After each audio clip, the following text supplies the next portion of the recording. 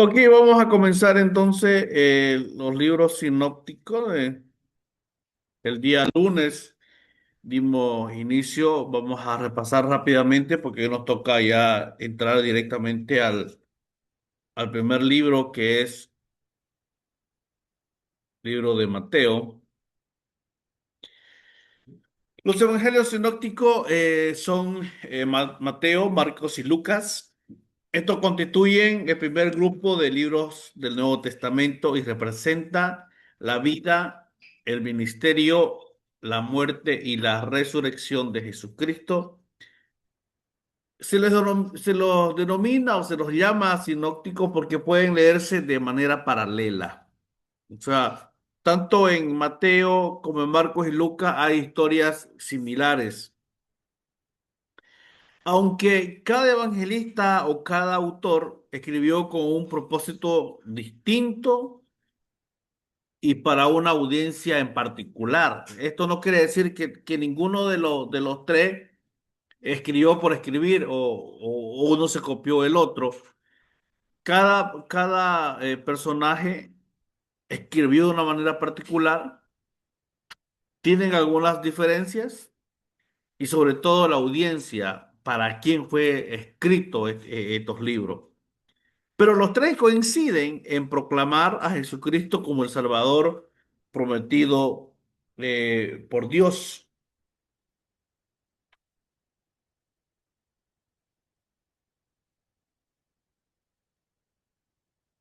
La palabra evangelio, como dicen los evangelios sinópticos, proviene del término griego evangelium, ya que nosotros lo conocemos que significa buena noticia o buenas nuevas. Entonces, ahora, ¿qué significa sinóptico? La palabra sinóptico proviene de dos términos griegos, sin, que significa juntos, y oxis, que significa vista. Lo unimos tanto buenas nuevas de evangelio y sinóptico significa de estas dos voces griegas, los unimos y podemos ver literalmente ver juntos el evangelio o ver juntos las buenas nuevas. Entonces, este nombre se utiliza porque Mateo, Marcos y Lucas presentan una estructura muy semejante y permiten comparar los acontecimientos de la vida de Jesús en columnas paralelas. Entonces, ¿por qué le pusieron los evangelios sinópticos? Porque podemos ver juntos los tres textos. Podemos ver juntos las buenas nuevas. Podemos ver juntos la buena noticia.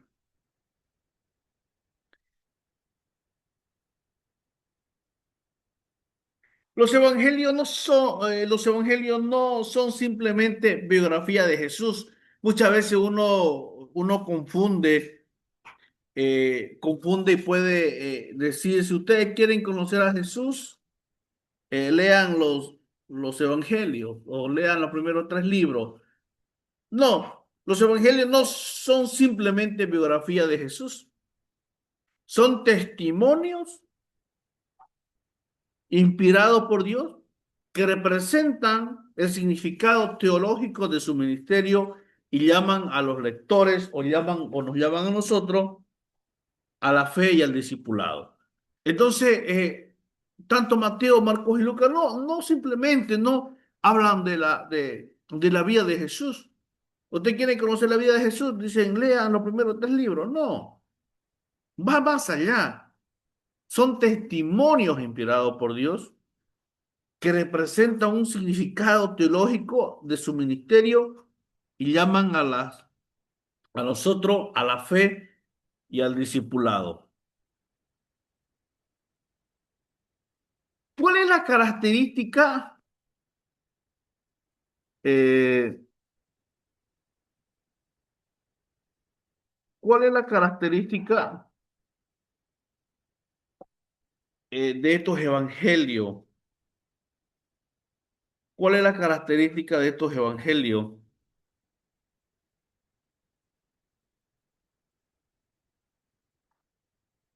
Vamos a ver. narran el nacimiento, narran el nacimiento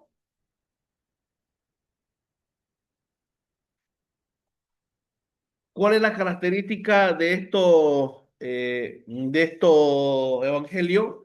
Narran el nacimiento, el ministerio, pasión, muerte y resurrección de Jesucristo. Proclaman el reino de Dios, revelan el cumplimiento de las profecías mesiánicas, enseñan la doctrina de Cristo mediante discursos, parábolas y milagros, invitan al arrepentimiento, la fe y la obediencia. ¿Cuál es el propósito del evangelio? ¿O cuál es el propósito de estos evangelios? Número uno, el propósito principal es revelar a Jesucristo como Hijo de Dios y Salvador del mundo.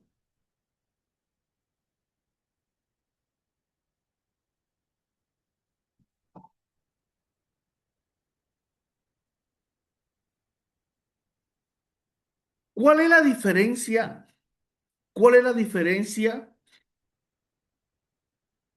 entre,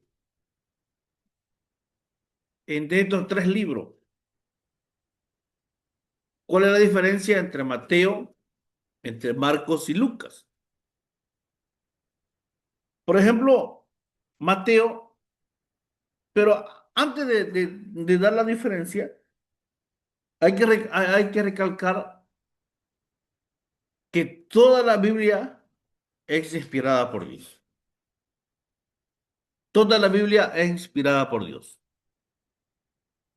Cada evangelista escribe bajo la inspiración del Espíritu Santo, o cada autor, pero cada uno tiene objetivos particulares. Por ejemplo, Mateo. Mateo presenta a Jesús como el Mesías prometido y rey de Israel. Marcos, ¿cómo lo llama Marcos? Enfatiza a Jesús como el siervo poderoso y obediente. Lucas, el médico, ¿cómo lo presenta Jesús? Muestra a Jesús como el Salvador universal lleno de compasión. Estas diferencias enriquecen la comprensión integral de la persona y la misión de Cristo. Entonces yo le voy a preguntar en el examen, muéstrame la diferencia o cómo presenta cada autor a Jesús. Mateo lo presenta como el Mesías prometido. Marcos como un siervo poderoso y obediente. Y Lucas lo presenta como el Salvador universal lleno de compasión. El contexto histórico, político y religioso eh,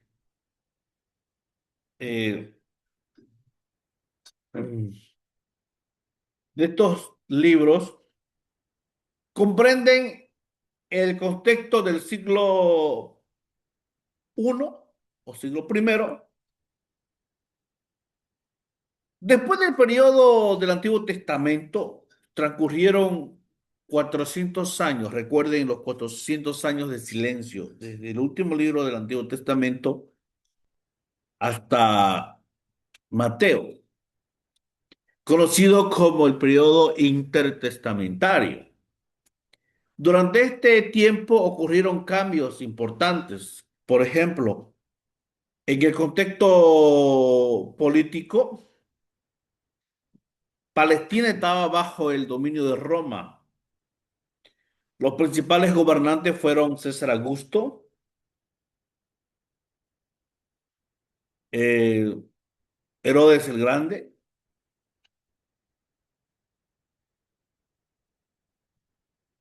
Herodes Antipas, Poncio Pilato. Aunque Roma permitía cierta autonomía religiosa a los judíos, mantenía el control militar y político. Cuando Jesús nació, cuando Jesús nació,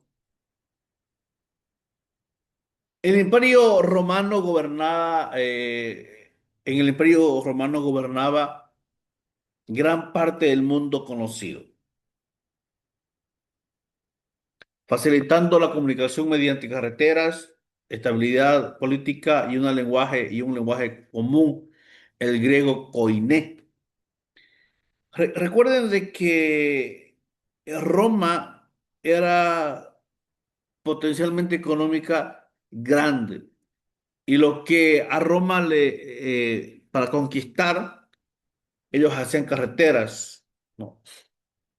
¿Cuál era el contexto religioso o contexto eh, religioso? El judaísmo estaba dividido en tres diversos grupos. Y esto hay que mencionar de que no solamente hoy en día son las denominaciones y las sectas, ¿no? que se conocen, o los grupos religiosos. Ya desde el tiempo de Jesús ya había. Por ejemplo, estaban los fariseos, estaban los saduceos, estaban los esenios y estaban los celotes. Y algunos de los discípulos de Jesús eran celotes. Luego le voy a explicar quiénes eran esos discípulos de Jesús que pertenecían primero a estos movimientos religiosos. Y quiero más o menos, eh, ¿quiénes eran los fariseos? Los fariseos eran estrictos observadores de la ley. Recordemos que estos fariseos eran, que ellos compraban, por ejemplo, y la Biblia lo menciona, compraban comino y ellos no lo contaban y daban el diezmo. Compraban arroz, un quintal de arroz y lo contaban y el diezmo. Entonces eran estrictos conservadores de la ley. Valoraban también la tradición oral. ¿Esto qué quiere decir? Que ellos recitaban, tenían que aprender la Torá de manera oral en la sinagoga. Ellos creían sí en la resurrección y en los ángeles. ¿Quiénes eran los saduceos?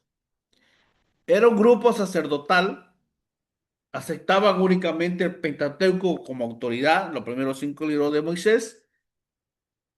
Ellos negaban la resurrección y la existencia de los ángeles. Por eso es que cuando Jesús decía que iba a morir y iba a resucitar, los saduceos ya fueron ya. ¿Quiénes eran los esenios? Era una comunidad apartada, buscaba una vida de pureza, esperaban la llegada del Mesías. Estos esenios como que no se mezclaban tanto. ¿Quiénes eran los celotes? Los celotes era un movimiento nacionalista, revolucionario. Los celotes eran eh, más políticos, lo que le interesaba la política. Ellos querían liberar a Israel bajo el dominio romano, pero por la fuerza. Y es por eso que cuando supieron de que Jesús anunciaba que iba a ser el rey, entonces este grupo como que se puso contento porque dijeron, por fin viene un rey. Y ellos esperaban de que Jesús saque su espada, arme su ejército y los libere del imperio romano. Estos lotes también eran fundamentales instituciones como el Templo de Jerusalén, las sinagogas y el Sanedrín. Ellos ejercían una influencia en la vida religiosa social del pueblo judío.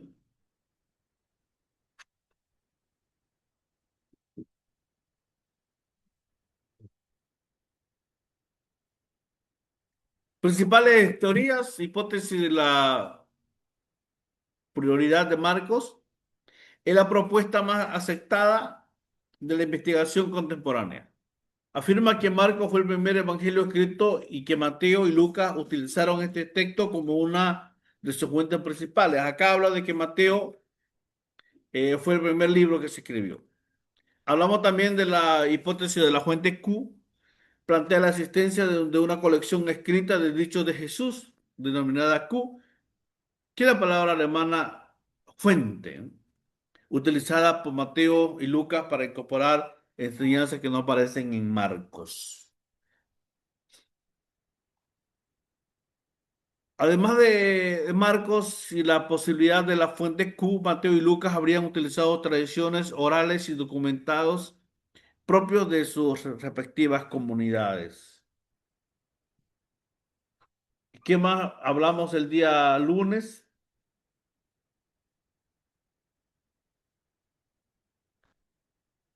Vamos a ver un poco, eh, vamos a entrar ya directamente a un poquito, luego vamos a, cuando entremos a Mateo, vamos a darle más énfasis, pero más o menos el Evangelio según Mateo, al autor tradicionalmente se le atribuye a Mateo. ¿Quién era Mateo? Era Leví, el publicano, llamado por Jesús para ser su discípulo. Fecha aproximadamente entre los años 60 y 70 después de Cristo.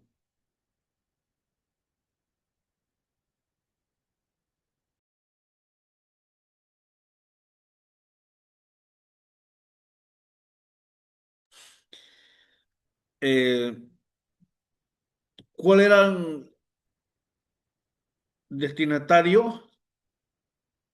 Eh, Eran principalmente creyentes de origen judío. ¿Cuál era el propósito de Mateo? Era demostrar que Jesús es el Mesías prometido en el Antiguo Testamento y el legítimo rey de Israel. Marcos, autor Juan Marcos, colaborador de Pedro y Pablo, entre los años 55 y 65 después de Cristo, y aquí podemos ver la diferencia, ¿no? Vamos a ver quién fue el primer libro que se escribió. ¿Para quién era escrito Marcos? Fue escrito para los cristianos de origen gentil, especialmente en Roma, los que vivían en Roma. ¿Cuál era el propósito? Era presentar a Jesús como el siervo de Dios que actúa con autoridad, poder y entrega sacrificial. El Evangelio según San Lucas, el Evangelio según San Lucas,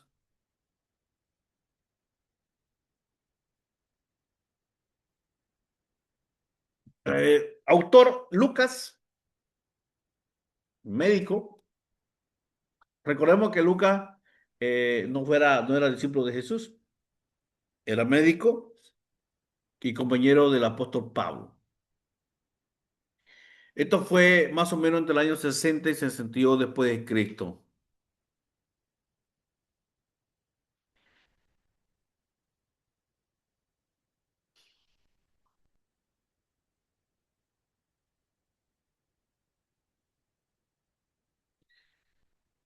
¿Para quién fue escrito este evangelio? Para Teófilo, en un sentido más amplio y creyente de origen gentil. ¿Cuál era el propósito de Lucas? Presentar un relato ordenado e históricamente confiable que muestre a Jesucristo como el Salvador de toda la humanidad. Entonces, los evangelios sinópticos, hermanos, constituyen un testimonio inspirado y complementario acerca de Jesucristo. Cada evangelista escribió con un propósito específico y para una audiencia determinada, pero todos coinciden en anunciar las buenas nuevas de salvación. El conocimiento de su contexto histórico, político y religioso, así como de la cuestión sinóptica, fortalece una interpretación responsable de las escrituras y preparada al estudiante para profundizar el mensaje del reino de Dios y la iglesia. Entonces, más o menos eso hemos avanzado el día lunes, el anterior lunes. Ahora vámonos directamente al libro de Mateo. El Evangelio según Mateo ocupa el primer lugar en el Nuevo Testamento y constituye un puente entre el Antiguo y Nuevo Testamento. Recordemos que después de los 400 años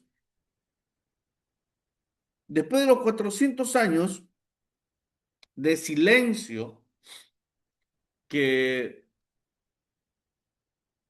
creo que ya lo avanzamos en la anterior materia, qué ocurrió en esos 400 años, pero en el texto que hemos elaborado he puesto un pequeño resumen de los 400 años que ocurrió. Pero entonces el Evangelio de Mateo se constituye un puente entre el Antiguo y Nuevo Testamento. Lo hemos dicho que su propósito principal es demostrar que Jesucristo es el Mesías prometido por Dios. El cumplimiento de las profecías del Antiguo Testamento y el legítimo rey de Israel. A lo largo del Evangelio se citan numerosas profecías para mostrar en que en Jesús se cumplen las promesas divinas anunciadas por profetas del Antiguo Testamento. Entonces, varios pasajes de Mateo citan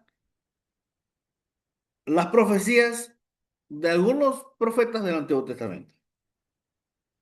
Mateo presenta a Jesús como el maestro por excelencia, cuya enseñanza establece los principios del reino de los cielos y forma a sus discípulos para continuar su misión. Autor, ya hemos dicho que la tradición cristiana identifica a autor como Mateo, también llamado Leví, quien fue recaudador de impuestos antes de ser llamado por Jesús al discipulado. Hermana Diana, por favor, léame Mateo 9:9.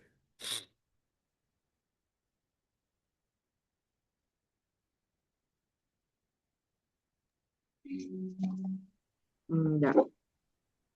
Luego, al ir pasando de allí, Jesús alcanzó a ver a un hombre cuyo nombre era Mateo, sentado en la oficina de los impuestos, y le dijo: sé mi seguidor. Enseguida éste se levantó y le siguió.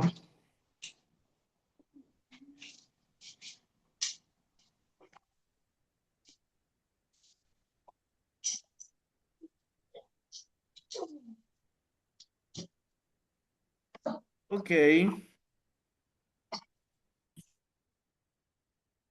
Aunque el libro no menciona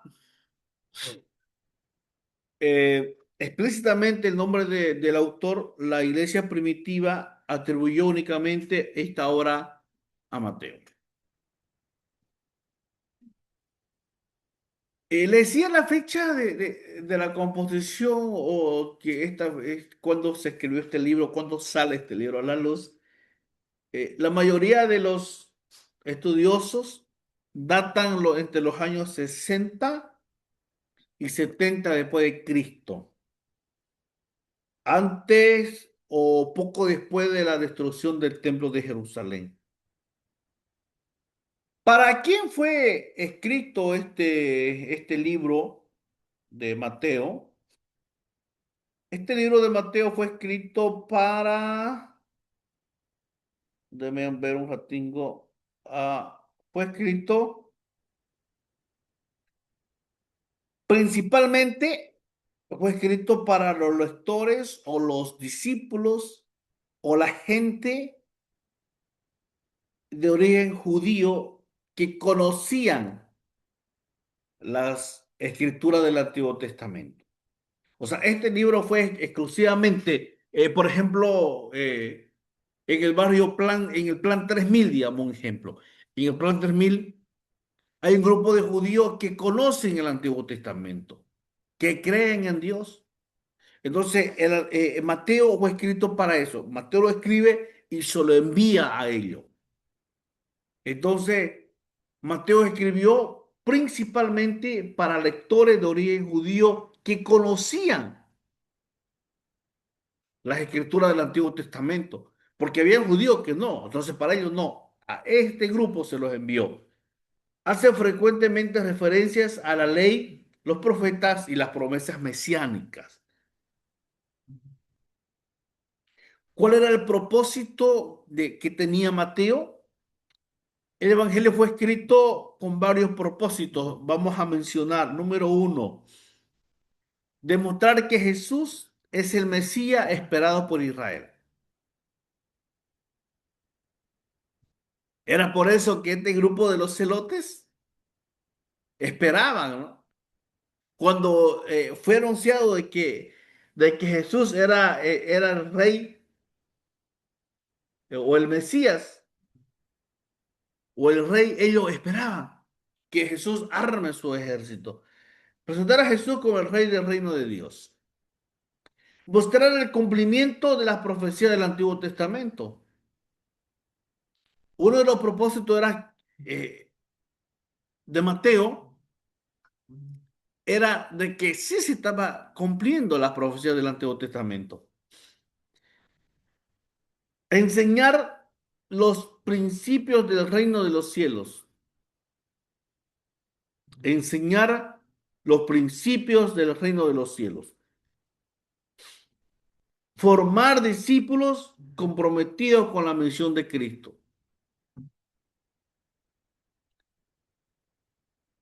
Jesús como el Mesías prometido.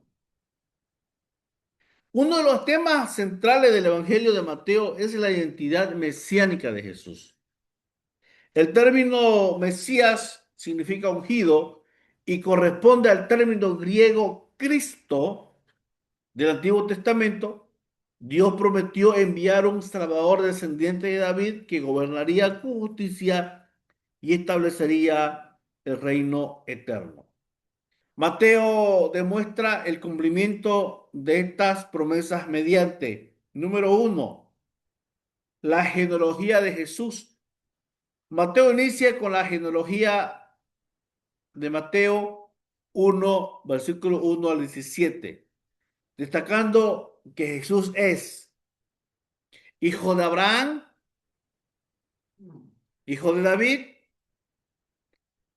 heredero legítimo de las promesas del pacto. Esta genealogía conecta a Cristo con la historia de redención. El cumplimiento de las profecías, Mateo utiliza repetidamente la expresión, todo esto aconteció para que se cumpliera lo dicho por el Señor mediante el profeta tal. Entonces, recordemos que uno de los propósitos que tiene Mateo es decir que las profecías del Antiguo Testamento se cumplen en el Nuevo Testamento. Por eso él menciona estas palabras.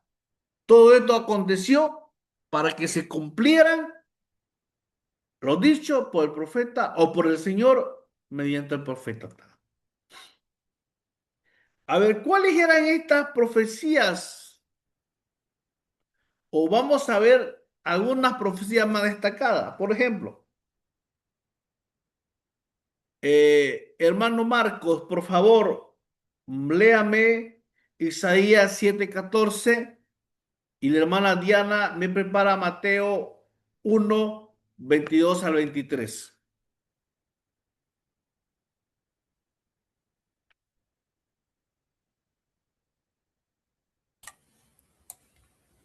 Buenas noches, pastor.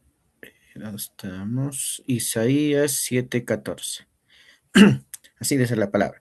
Por tanto, el Señor mismo os dará señal. He aquí que la Virgen concebirá y dará a luz un hijo y llamará su nombre Emmanuel. Hermana Diana, Mateo 1, 22 a 23. Ya. Todo esto realmente pasó para que se cumpliera lo que Jehová había hablado por su profeta que dijo, miren, la Virgen quedará encinta y dará a luz un hijo y le pondrán por nombre Emmanuel, que traducido significa con nosotros está Dios. Primera profecía. El nacimiento virginal. Nacerá de una virgen. Ahora, hermana Diana, búsqueme Miqueas 5, versículo 2. Y hermano Marcos me busca Mateo 2, del 5 al 6.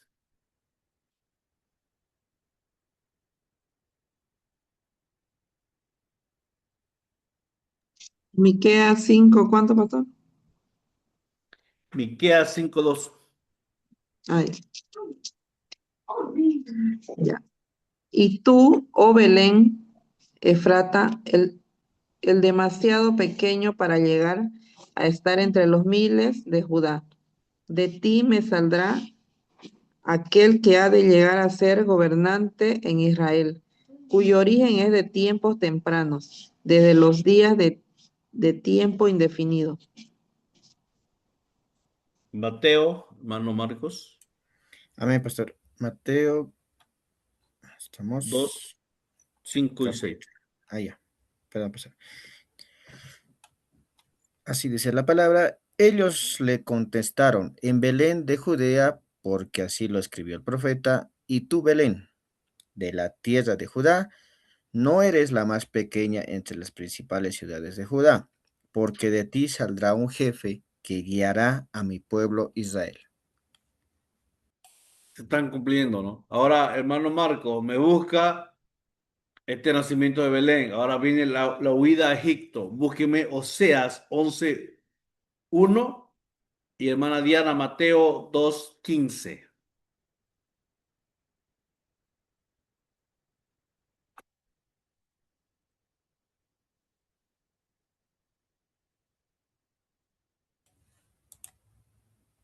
Amén, pastor. Oseas,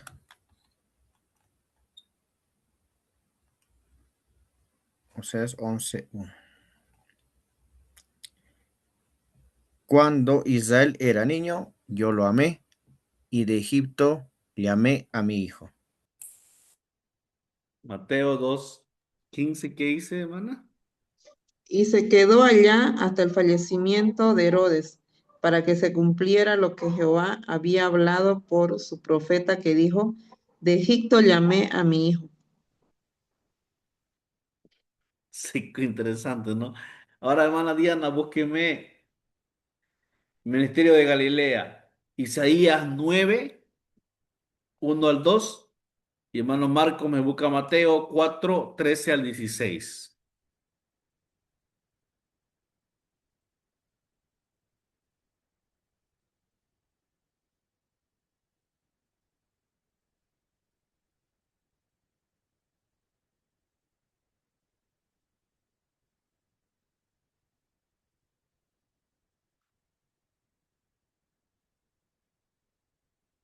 Isaías 9, ¿cuánto dijo pastor?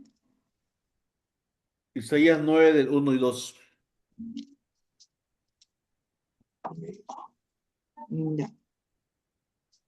Sin embargo, la lobreguez no será como cuando la tierra tuvo premura, como en el tiempo anterior, cuando uno trató con desprecio a la tierra de Zabulón y a la tierra de Neftalí, y cuando en el tiempo posterior uno hizo que se le honrara el camino junto al mar en la región del Jordán, Galilea de las naciones.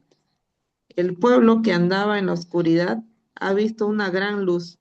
En cuanto a los que moran en la tierra de sombra profunda, la luz misma ha brillado sobre ellos. Dice Mateo, hermano Marcos 4:13 al 16. Amén, pastor. No se quedó en Nazaret, sino que se fue a vivir a Cafarnaúm, un pueblo a orillas del lago en la región de Zabulón y de Neftalí. Esto sucedió para que se cumpliera lo que había dicho el profeta Isaías: tierra de Zabulón y de Neftalí, al otro lado del Jordán, a la orilla del mar, Galilea, donde viven los paganos. El pueblo que vivía en la oscuridad vio una luz brilló para los que vivían en el lugar de sombras de muerte. Ministerio en Galilea, ¿no? Ahora entrada triunfal a Jerusalén, hermano Marcos, léame Zacarías 9:9 y hermana Diana, Mateo 21:4 al 5.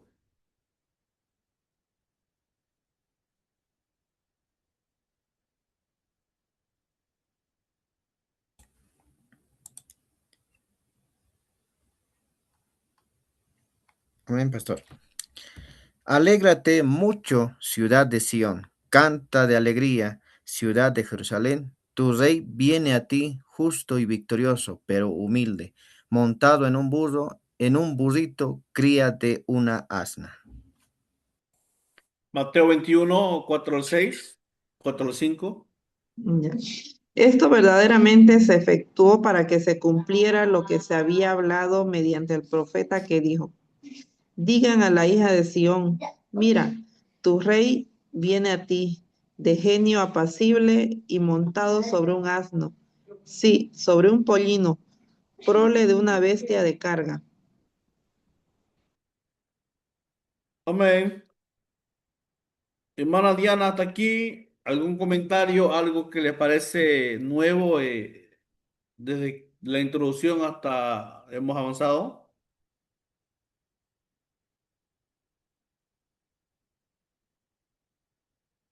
¿Algún Eh, comentario que tenga? el por qué, bueno, los evangelistas, ¿no? Mateo, Marcos, Lucas, como decía, ¿no? ¿Por qué llegar a escribir lo mismo, digamos? Claro que como dice usted, de diferente perspectiva, pero ¿cuál sería el fin, digamos, o el propósito Presentar, que ellos... presentar a Jesús de una manera distinta a cada uno. Por eso hemos hablado de las diferencias. ¿Cuál era la diferencia entre Mateo? ¿Cuál era la diferencia entre Marcos y la diferencia entre Lucas? Por ejemplo, la diferencia que hay entre esto, por ejemplo, Mateo. Mateo presenta a Jesús como el Mesías prometido y Rey de Israel. ¿Cómo lo presenta Marcos? Enfatiza como el siervo poderoso y obediente, y Lucas lo presenta a Jesús como el Salvador universal lleno de compasión. Por ejemplo, tanto Mateo como Marcos eran discípulos de Jesús, pero Lucas no fue. Y yo creo que Lucas conocía a Jesús porque era contemporáneo. O tal vez no llegó a conocerlo porque no habla, pero fue un testigo ocular, ¿no? Él preguntó, por eso hablábamos de que tanto Lucas como Mateo utilizaron a Marcos como la fuente de inspiración. Esa es una. Otro habla de que tanto Lucas como Mateo fueron a recolectar historias de los pueblos más cercanos, de la gente que vivió con Jesús. Entonces, el propósito, les decía, no solamente era presentar la biografía de Jesús, sino testimonio del ministerio de Jesús desde un punto de vista teológico. Entonces, esto es verdad, estos tres tienen similitudes, pero cada uno presenta a Jesús de una manera distinta que el otro. Mateo presenta a Jesús como el Mesías. Marco lo presenta como el siervo poderoso y obediente, y Lucas lo presenta como el Salvador. Como que coincide, esos son las cosas hermosas que tiene Dios. Ah, ¿dónde quedamos? ¿Algo más, hermana Diana?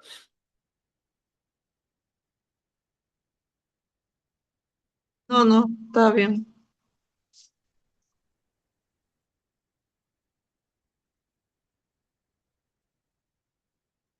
Los títulos de Jesús o los nombres que se le daba, que le da Mateo a Jesús.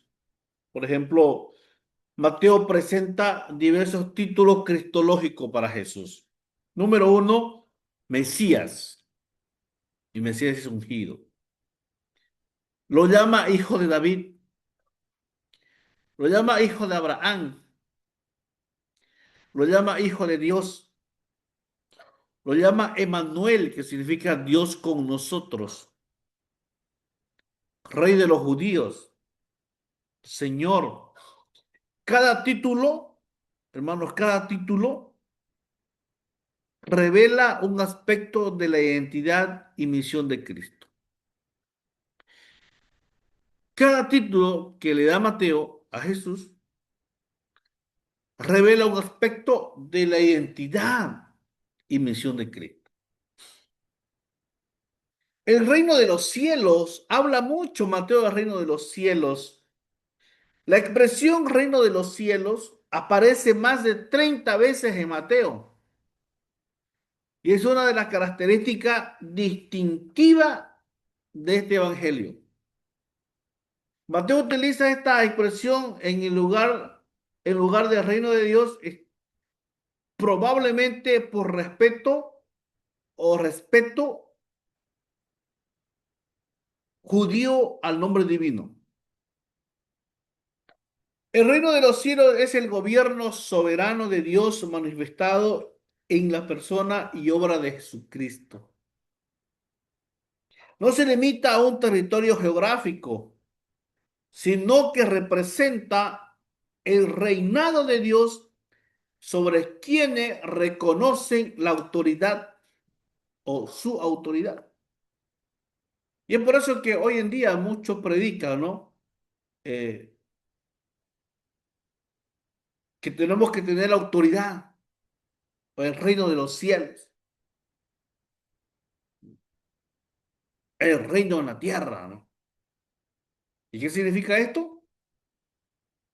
El reino de los cielos es el gobierno soberano de Dios manifestado en la persona y obra de Jesucristo. No se limita a un territorio geográfico, sino que representa el reino de Dios sobre quienes reconocen la autoridad de Cristo. Si yo reconozco la autoridad de Cristo o la autoridad de Jesús, estoy representando al reino de los cielos, porque estoy reconociendo la autoridad de Jesús. ¿Cuáles son las características del reino? Tiene un rey que es Jesús. Posee ciudadanos transformados por la gracia. Dice que no somos ciudadanos de este siglo, somos del reino, ¿no? Se fundamenta en la justicia, la verdad y la santidad. Exige arrepentimiento y fe. Tiene una dimensión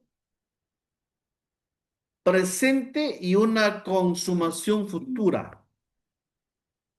Enseñanzas principales. Jesús enseña que los ciudadanos del reino deben vivir en obediencia a Dios, practicar el perdón y el amor, buscar primero el reino y su justicia, ser sal y luz del mundo, esperar el regreso del rey.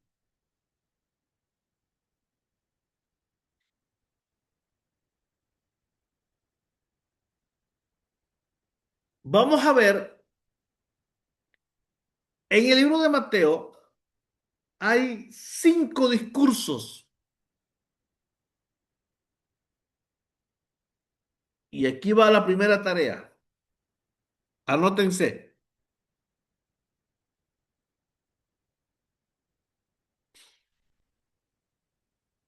Los primeros 5 discursos o los 5 grandes discursos de Mateo.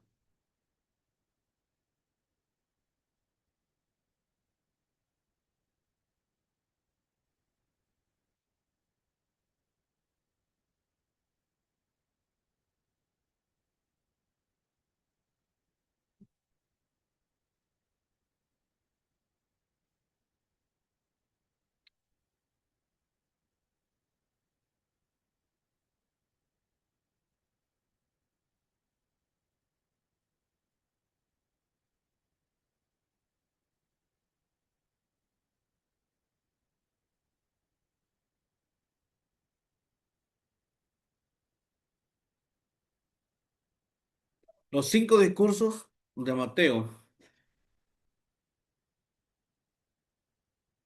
En el texto usted lo van a encontrar. Está en el texto. Por ejemplo, yo le voy a dar el primero. El primer discurso es el Sermón del Monte, de Mateo 5 y 7, capítulo 5 y 7. Los temas principales son las bienaventuranzas, la justicia del reino, la oración, el ayuno, el amor a los enemigos y las reglas de oro. Pero solamente yo he puesto esto. Ahora usted me va a hacer, como está en el texto, por ejemplo, los temas principales, las bienaventuranzas. ¿Qué me enseña las bienaventuranzas?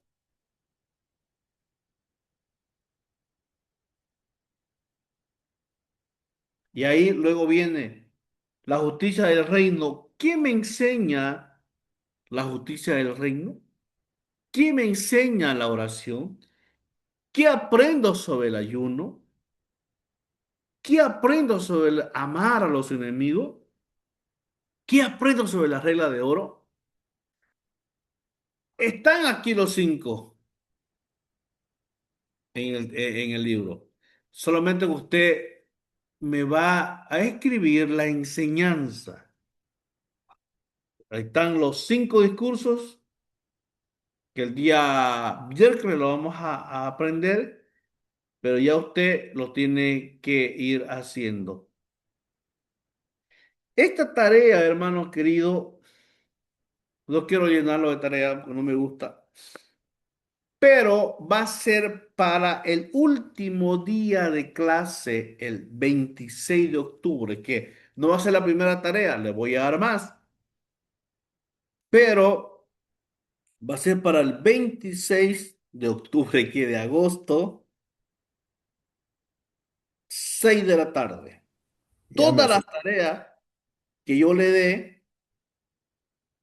va a ser para el último día, porque el último día, 26, son las exposiciones y el examen final. El examen final va a ser que usted va a escoger un tema, ya sea la introducción, sea la primera parte de Mateo, la segunda parte de Mateo, la primera de Marco, la segunda parte de Marco. Eh, en el texto también están los anexos sobre los 400 años de silencio. Si usted quiere exponer eso, perfecto, no hay problema. Pero usted me va a escoger un tema para su exposición, como siempre lo hacemos conmigo, y va a tener solamente 10 minutos para exponer. Entonces ya tiene la primera tarea, que tal vez el miércoles le daré otra o después no sé si le voy a dar más.